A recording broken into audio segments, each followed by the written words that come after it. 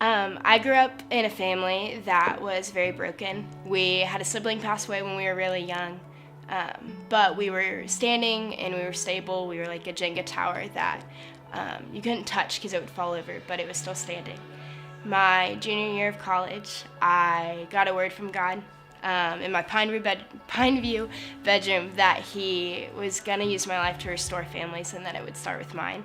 And then my first year interning, I had a director tell me the same thing, that my life would be to see families restored and it would start with mine.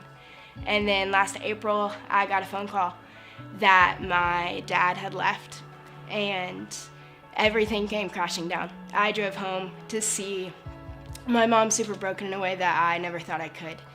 And it's been months since then, and in that moment, I remember driving home and asking God how He could be faithful and why He would even take time to promise me something that I only saw the opposite of. And then in July, I actually had one of my best friends pass away 2 months before her wedding. And again, God had promised me things about families when I had only seen them break over and over.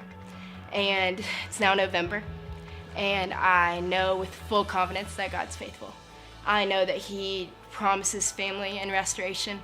It's all throughout the Old Testament. That's why you see son of this and son of that, is that God is a God that's not passive towards family, that He takes broken people and He restores them, and He's faithful. And there's a verse in Psalms that says, dwell in the land of the Lord and do good, and befriend faithfulness. So that's what I've done.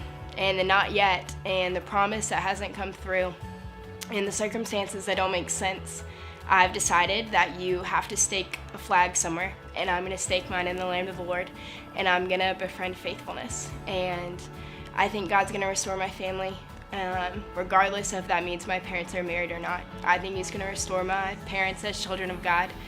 I think He's going to keep restoring families because that's who He is, and it's just not a question to me anymore. God is faithful.